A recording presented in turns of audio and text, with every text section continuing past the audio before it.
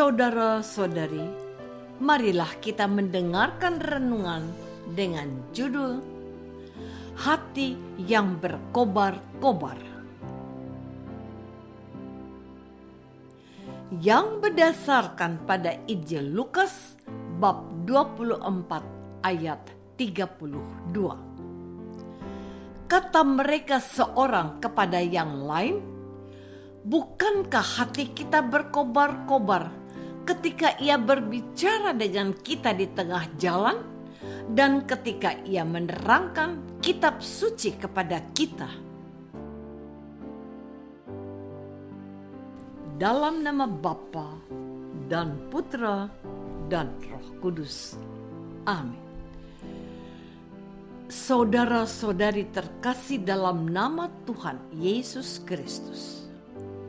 Kisah perjalanan dua orang murid Yesus menuju ke Emmaus adalah salah satu perikop Injil yang sangat dikenal oleh umat.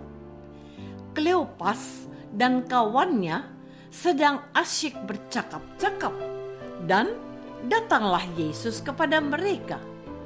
Tetapi mereka tidak mengenali dia. Menarik untuk disimak dialog yang terjadi di antara mereka. Dialog itu diawali dengan pertanyaan Yesus tentang apa yang mereka perbincangkan. Mereka merasa heran, mengapa orang ini tidak tahu berita yang menggemparkan itu? Kata mereka, "Adakah engkau satu-satunya orang asing di Yerusalem yang tidak tahu apa yang terjadi di situ pada hari-hari belakangan ini?" Dengan spontan Yesus bertanya lagi, "Apakah itu?" Lalu kedua orang murid itu bercerita tentang Yesus orang Nazaret yang menjadi harapan mereka, tetapi dia telah disalibkan. Mereka juga bercerita tentang berita para wanita yang mengabarkan bahwa Yesus hidup dan segera menegur kelambanan hati mereka. Saudara-saudari terkasih, perhatikan apa yang dikatakan Yesus kepada mereka.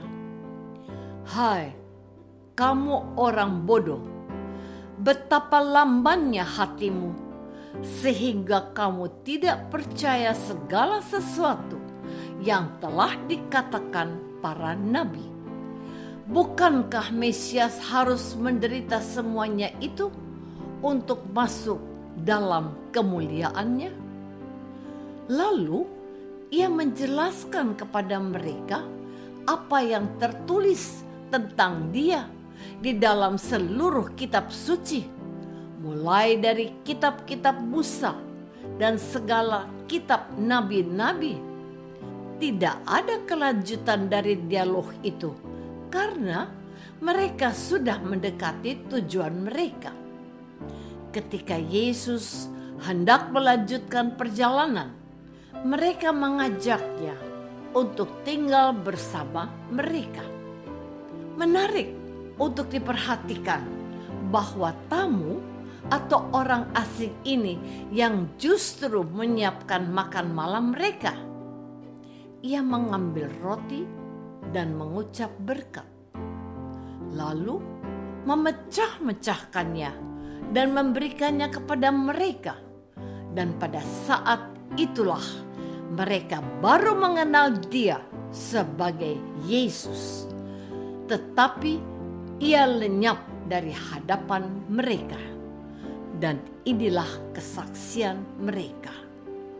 Bukankah hati kita berkobar-kobar ketika ia berbicara dengan kita di tengah jalan dan ketika ia menerangkan kitab suci kepada kita? Saudara-saudari terkasih, kisah penampakan Tuhan Yesus kepada dua orang murid di Emmaus ini menggambarkan kegelisahan para murid yang meskipun diberi kabar bahwa Yesus sudah bangkit oleh para wanita, tapi mereka belum yakin. Mereka berkata kepada Yesus, tetapi dia tidak mereka lihat. Benar, mereka tidak bisa melihat dia juga pada saat Yesus bercakap-cakap dengan mereka. Halangan untuk percaya dan untuk mengenal Yesus adalah kelambanan dan kebodohan hati manusia. Hati itu sumber pengertian. Kleopas dan kawannya mempunyai pikiran dan harapan yang terlalu manusiawi tentang Yesus. Mereka tidak mau membiarkan Allah menjadi Allah sebagaimana yang Ia kehendaki. Kunci untuk bisa mengenal Allah adalah Allah sendiri. Yesuslah yang bisa membuat mereka paham tentang siapa dirinya. Lalu Yesus mencoba menjelaskan apa saja yang telah ditulis tentang Mesias dalam seluruh kitab suci. Khotbah Yesus atau homili Yesus itu membuat hati mereka berkobar-kobar. Pada saat menjelaskan itu, tidak ada lagi dialog. Keduanya sepertinya hanya diam. Dalam diam itu, orang akan dapat mendengarkan dengan lebih baik dan mengalami cinta Allah dengan lebih sempurna. Saudara-saudari terkasih, dalam perayaan Ekaristi kita juga mendengarkan firman Tuhan, dan kita harus mendengarkan dengan diam yang aktif. Artinya apa? Bahwa dengan diam kita membiarkan Allah berbicara dan hadir dalam hati kita. Itulah yang sering disebut hati yang berkobar-kobar. Itulah yang disebut aktifnya diam. Pada saat imam berkhotbah atau menyampaikan homili, muncul letupan-letupan spontan dan aktif dalam hati kita kalau kita mendengarkan dengan baik. Dalam hati kita, kita mengalami teguran, peneguhan, atau bahkan sukacita karena telah menjalankan firman Tuhan yang sedang dijelaskan. Maka tepatlah kalau homili itu disebut percakapan dari hati ke hati, dari Tuhan untuk umat yang sedang hadir dan mendengarkan firman-Nya. Oleh homili kita mengenal Tuhan dan kehendak-Nya lebih baik dan lebih sempurna. Kenyataan ini menunjukkan betapa pentingnya homili untuk dapat mengenal Yesus dalam Ekaristi. Ekaristi tanpa sabda tidaklah dapat dipahami dengan baik.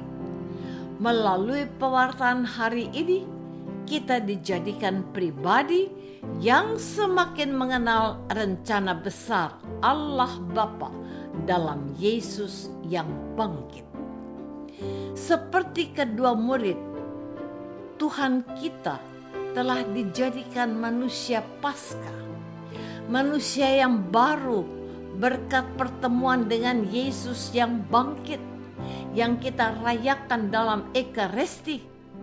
Manusia Paskah adalah manusia yang berubah, yang beralih dari kemuraman kepada sukacita, dari kekecewaan kepada pengharapan, dari kelambanan hati kepada hati yang berkobar-kobar, dari keraguan-raguan kepada kepastian.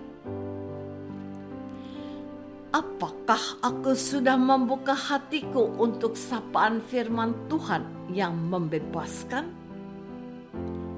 Marilah kita berdoa. Bapa yang Maha Baik, Tuhan Yesus telah berkenan menyatakan dirinya dalam sabda kitab suci dan dalam perjamuan Ekaristi. Mampukanlah kami untuk mendengarkan Dia dan bersekutu dengan Dia dalam Ekaristi Kudus. Demi Kristus Tuhan kami. Amin.